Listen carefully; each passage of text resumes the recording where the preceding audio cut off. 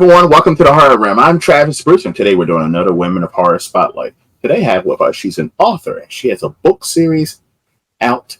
The first book is out, and the second book is coming out soon, and it's called The SADISTIC Sisterhood. I have with us Shandy Starr. Shandy, welcome to the Horror Realm. I am happy to be here.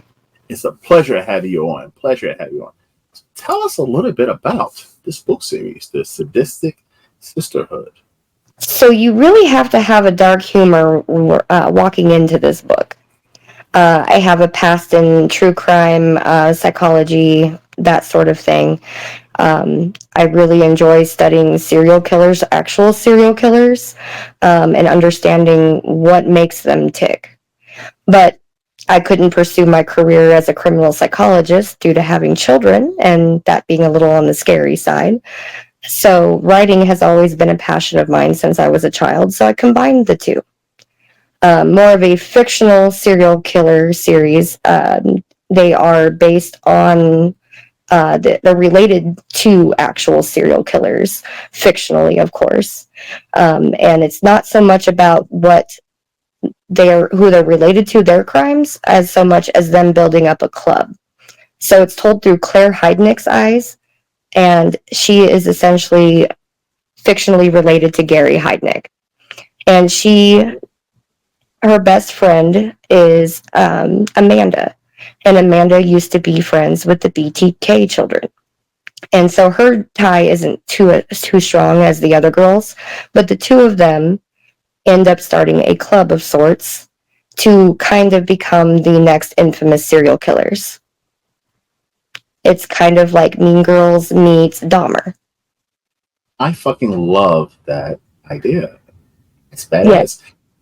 Because, I mean, listen, yes, there have been women serial killers throughout history, but not that many recently. And I love the idea of a woman serial. Well, maybe maybe there are women serial killers, but y'all are just good at fucking hiding it or something. Maybe there are. Listen, I'm taking that back. Maybe there are tons of women serial killers. I think that they don't look at women as being capable of doing these certain crimes. Mm-hmm. And usually women are motivated out of money or revenge, that sort of thing. And it's not so much of a serial killing as like Eileen Wuornos, for example. But I think they're just really good at covering their tracks and playing a victim themselves. If they are killer, there's got to be way more out there. Yes, because I mean, even say the same thing. I've said even say the same thing about cheating. Like women are able to cover their tracks when it comes to men. We get caught every fucking time. We cheat. Somebody knows instantly we fucking cheated. So like it falls into the same category where, yeah, women would be better at covering their tracks. I feel. Well, and I think it's a little bit easier for us to turn on the waterworks if we need to. 100%. And for more people to listen to our bullshit when we put on the tears. Yes. And that's where Claire is kind of my alter ego because I'm kind of a passive person. It's kind of great writing her. She's a complete bitch and she has no problem, telling everyone she is. Her boyfriend throughout the book, she never remembers his name. She calls him a different name each and every time. Yes. And then we have, so that's Claire. It's all told through her eyes, the first book. And then we introduce Debbie Dahmer, but she goes by Debbie Dahmer because they've changed, they relocated. Her parents own Dearly Departed, which is a funeral home and a cremation service. And Debbie stress eats people. So when she feels anxious and stuff, she has her little Tupperware full of little snack foods and mom and dad supply it. Wow. All right. So Shani, who is your target audience for this? Is it women? Yeah, I would say it's women or men. I mean, if you want to laugh at it, it's more character driven. So you're going to find yourself laughing at these jokes. We do have one male in the group. His name is Sebastian. He's related to Stacy, and they're the psychotic twins. You do not know who they're related to yet. And so Sebastian, he's kind of their gay best friend, their GBF. That's the only reason why he's allowed into the group. And Sebastian has quite a dark history. And when he's off his meds, it's really bad. And so this book is kind of introducing how they formulate the club, how they practice before they actually decide on who their victim is. And we have great chapter titles like "Bitches Are Left in Ditches," "Skanks and Scrunchies." It's a lot to laugh at, that's for sure. Like, I'm a humorous person. I love dark humor. Darker the better. And this is not going to be for everyone. It's some people might want to try and relate it to a serial killer fan fiction. It is not. It's nothing like that. It has nothing to do with touching on the actual, some semblance of the killers that they may be related to. These are their own entities. They are their own people. They may have some similar qualities, because of course, who doesn't when you're relatives? Mm-hmm. But they're on their own mission. And so the next book is The Sadistic Sisterhood Gets Sunny, because they leave where they currently are and they are pulling in new people. So we're introducing 2 new characters in this next book. And then it is set in the 90s. It's very 90s driven. If you've seen the cover, it's very reminiscent to Christopher Pike books. I grew up on those as a kid. I loved those books. Fear Street Saga, R.L. Stine, all of it. And it's not geared to a younger audience because, you know, there's cannibalism, there's murder, there's some grotesquerie, but it's meant for, like, people my age that grew up, you know, liking the darker side of horror, that grew up with these horror books that, you know, kind of give that nostalgia feel. Now, when you were writing, when you came up with the idea of the story, did you intend on making this a series, or was that something that you're writing the first book and you're like, oh, I want to carry this story on in this universe on the world? So that's a funny story about actually how I got started on this series. It came to me after hearing a band, a song, and then it just was like, oh my gosh, I have to start this. It all came together. Claire's name, she's like, yes, I'm ready for you to write me. And I kind of knew that it was going to be more than one book, because it's not a very long first book, because a lot happens very quickly. Mm-hmm. And so Claire has more stories to tell. Her story is not done. There's juniors in high school when this starts. And so the next book is they're going to be their senior year and that sort of thing. But she has way more to go for. The characters all have their own stories that aren't finished yet. And so, yes, I kind of knew from the beginning that it was going to be kind of this serial killer world. Now, when it comes to serial killers, mm-hmm. you can't trust a serial killer because they are manipulative. Are we going to see a little bit of that? I mean, I understand they're in a sisterhood, but are we going to see a lot of backstabbing? You actually see that, yes, and that's why they're leaving at the end of the book. Part of the reason, but I'm not going to go into too much detail because I don't want to give it too much away. But yes, you're going to see that throughout the whole series. Actually, Claire is ruthless. It doesn't matter. Like, she cares about 2 people in this group, and one of them is herself. Wow. And she's usually the shit stirrer behind everything. She controls the group. If you don't go along with Claire, she'll find a way to end you. If you plan to leave her, she will end you. So it's Claire's world, and everyone else just lives in it. Now, do you see any of yourself in any of these characters? I think I can see myself in a little bit of all of them, if that makes sense. Yes. I wasn't really exactly writing from my standpoint or really basing it off of me. But I feel like if I was to be anybody, I'd probably be Claire. Wow. All right. So I'm not going to fuck with you, Shandy. Well, not in real life. Like, if I could be that kind of bitch, I probably would. Like, I just can't. I don't have it in me. I'm a sweetheart in real life. Like, I'm a giver. I'm not a taker like she is. Now, when it comes to, I mean, you're a fairly new author, horror author.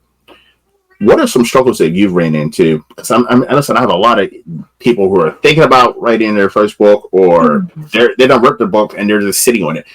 So, what is some advice that you can give them that's helped you in some way?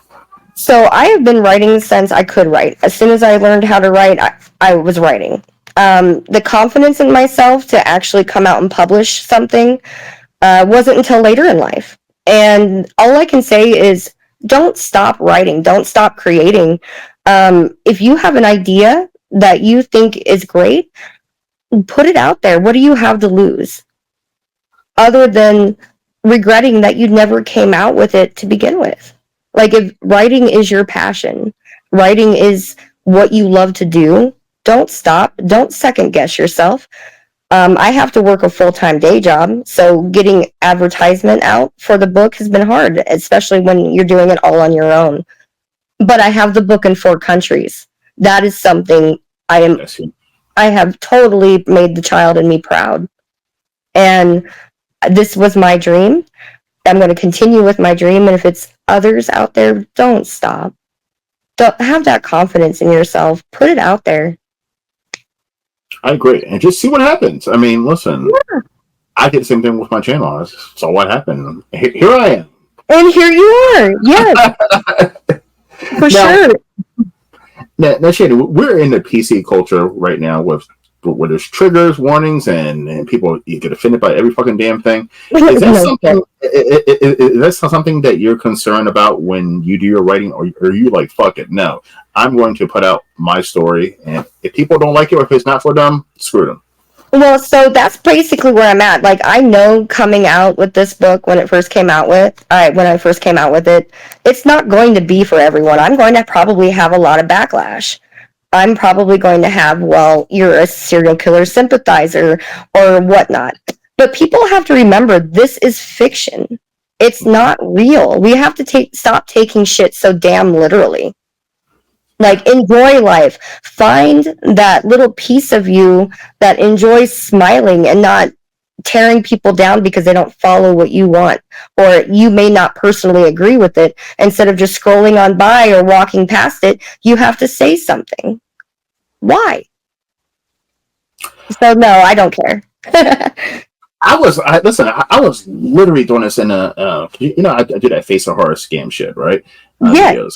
And someone commented, and I was just like, what was the point of even commenting something nasty? If you don't share the same opinion as me, just don't say nothing at all. That's very true. And that's where I think, we have lost that. Somebody always has to say something. And I think that's why a lot of division is happening. Yes, you're entitled to your opinions, but you should also not expect everyone to agree with you. Exactly. Or comment that your opinion on someone else that you could have just easily ignored. Exactly. Now, listen, if you want to tell an opinion, and it's a respectable opinion, like, hey, listen, this is the way I fucking see it, blah, blah. But no, say, well, that's not real. You're lying. You're fake. Just leave it at that. And that's ridiculous. Don't say nothing at all. Like, come with some kind of argument. Come with substance. Yes. I agree with you wholeheartedly. And that's the thing. More people, like, when they comment things like that, they want to go for things that don't have substance. They want to tear people down for physical appearance, or, well, that's bullshit, or blah, blah, blah, blah. You're fake, right? Well, no, you're a real person. You're right there. That's the thing. It's never with any substantial commenting. And that's where my fiction teacher, God bless her, she told me, most of the shit you're going to hear is going to be that bullshit. Yeah. And you got to just go on with your life. Just ignore that. Keep on moving. Exactly. Yes. And that's my advice to any creator. Ignore the bullshit and just keep on fucking moving. Exactly. And, but yeah, no, I expect to get backlash the more people read it. I expect to not be maybe some people's favorite writers, but those that do read it, that do love it, those are the ones that are going to matter. They're the ones. Exactly. And I know there is a special horror clique out there that this is going to fall into. If you like to laugh, you like to see that kind of gore shit, you want that 90s nostalgia, the Sadistic Sisterhood's for you then. That's me. Yes. And I cannot wait to introduce book 3 to everybody. I'm so excited for that one. Now, Shoshana, I might ask you a personal question. Sure. And this is between you and I, okay, and everyone who's watching the show. If you were a serial killer, who would you kill? Like, who would be your target victim? Pedophiles. Men and women? Men and women. I have 4 babies. I have 4 children, 2 stepdaughters, 2 boys. Mm-hmm. I've worked with children almost all of my life. And if we want the world to change, we got to hold these motherfuckers accountable. And not just a 3 to 4 year sentence and let them out to do it again. No. The death penalty should be for those fuckers. I agree. I absolutely agree. And I don't even think, because when people think about pedophiles, right, they think about someone having sex with a small child. Right. No, there's a lot of grown-ass men who are having sex with teenage girls. Exactly. 16 years old. And they don't get labeled as pedophiles because they're 23 or 24 years old. No, they're fucking pedophiles too. That's predatory. Yes. Yes. It's predatory behavior. And same with women that do it to young men. And I know there is a stigma with men being able to talk about things that have happened to them as children. And women are looked in a different light because, you hear the rhetoric, well, if I was a kid and she was my teacher, blah, blah, blah, blah. Well, you're an adult now, so you can say those things. But as a young male, you're still developing. You're still going to be traumatized by something like that. Same with the female. And it happens too often. I agree. And it's not talked about. Yes, and so I would hunt both of them, men and women. You touch children, you're on my serial killer bucket list. Now, how would you kill them? Torture. Well, how would I kill them? I would hunt them. I would stalk them, just like most serial killers. I would learn their behaviors. I would learn their routines, and then I would figure out what they're looking for and figure out how I would lure them. And then, yes, it would be torture, probably in the same manner of crimes that they did to those children, but way worse. Nothing sexual on my part. I could see myself doing things like paper cuts, tying them to a chair and giving them little cuts all over their body and dipping them in salt or lemon juice, whatever I need to do to make that shit hurt. And how will you dispose of them?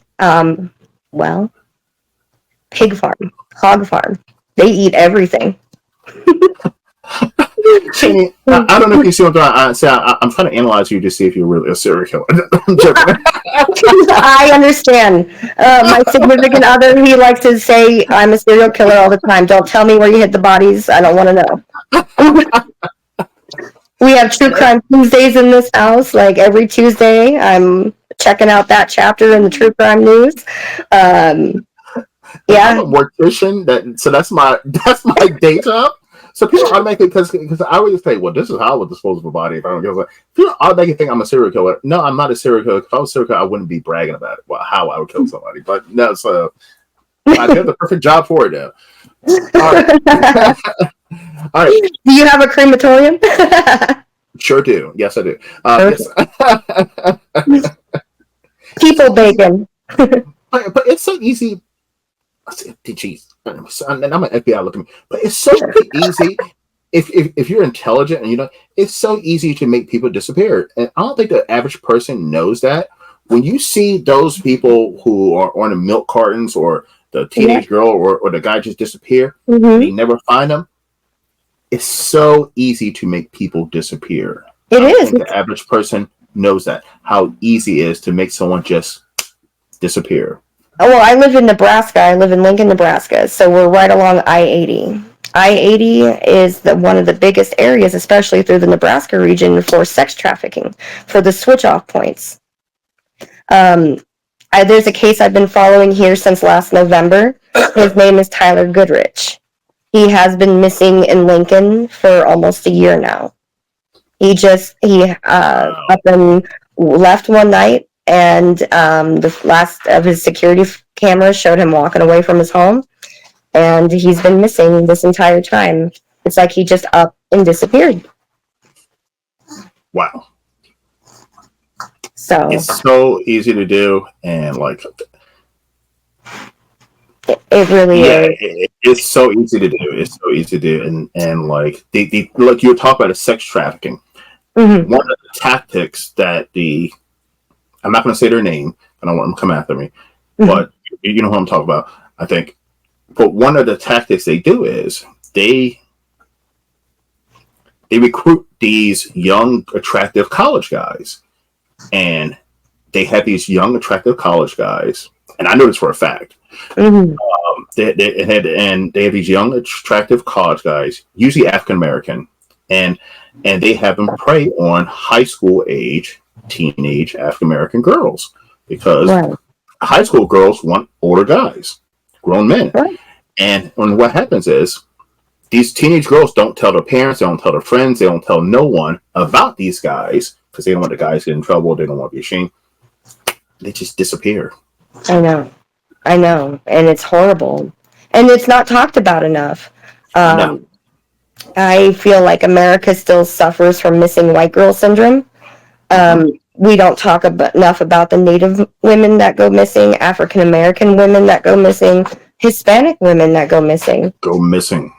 And we're not talking about that. But you have a young blonde white girl go missing, and it's going to be across the nation. It should be Amber Alert. Yep. Yep. Yep. All right. Shani, you've watched my show, so I do this every once in a while. I'm going to ask you 3 random horror questions. This is your personal opinion. Okay? What horror movie series are you fucking tired of? Halloween. Even though I'm representing Halloween, it's the original 1979. That's my favorite movie, yes.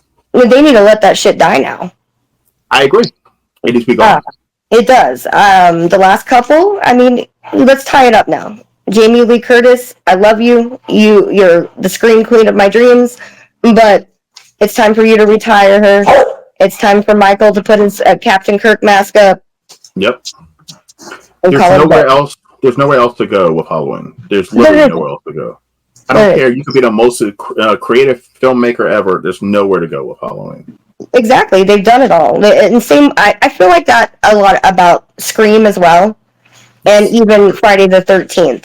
Like, yes. I understand that these are big money makers, but you are dragging them through the mud now. There's nowhere to go. Exactly. Now, the guy in the background, Texas Chainsaw Massacre, I feel like there's somewhere to go with him, but they make shitty Texas Chainsaw Massacre movie after Shitty 1. And I feel like there's one out there. I feel like one good filmmaker could make a good something out of that franchise and then just be one and done. But as far as Texas Chainsaw Massacre is my second place behind Halloween of movies, please put them in the rest. I agree about Scream as well. I'm starting to agree about Scream.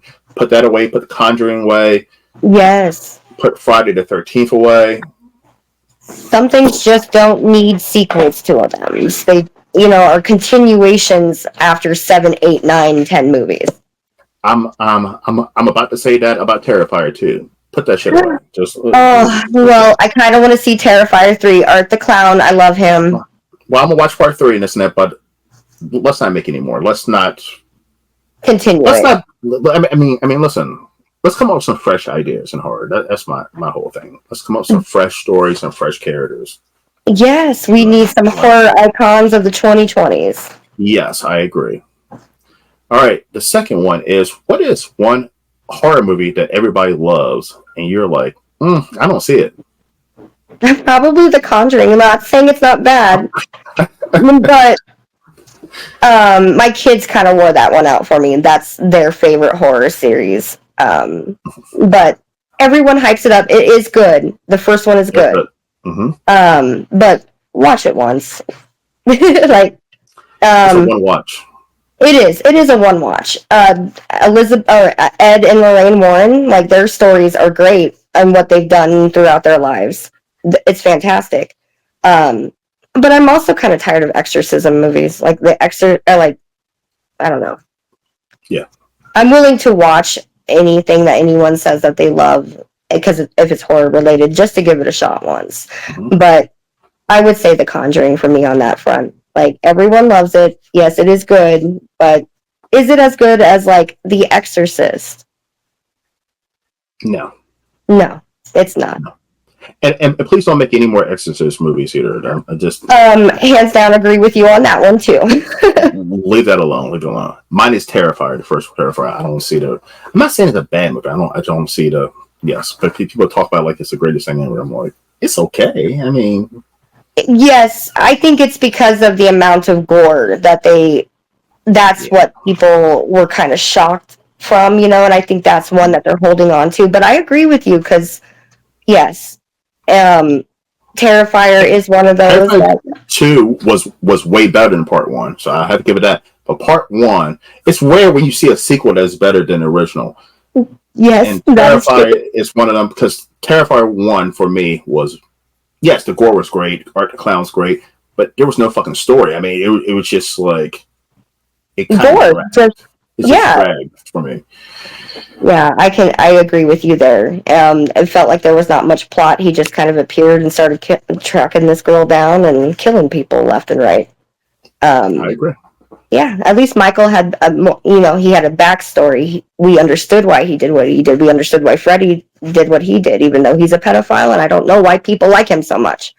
Yes. I love Freddy. It's my favorite character. Yes, but the Robert Englund version, not the remake.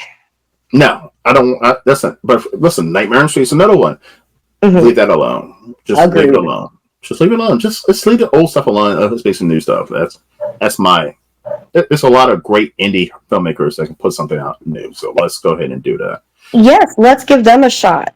Or you can take the Sadistic Sisterhood and feel free to make that a movie. Yes, I mean, 100%, 100%. I would watch that shit. Hell yeah. The last quick question. Okay, this is going to be a controversial question. Are you ready? Yes. All right. So the statement in indie horror is that indie horror, we all stick together. Yes. Do you find that true? I actually do. Okay. I'm part of a few groups and stuff. I would like to say that we do. Can we be a bit critical of each other sometimes? Yeah. But I feel like that for overall, we do our best to try to stick together. Okay. Good answer. By the way, some of my best interviews ever, I've said this many a time, are women horror authors. I'm telling you, if you ever have a YouTube channel, right, you want to do horror interviews, I could do women horror authors every damn day of the week. There's no pressure. It's entertaining. They're fun. And like there's no filter. Like I don't have to watch what I say. Right.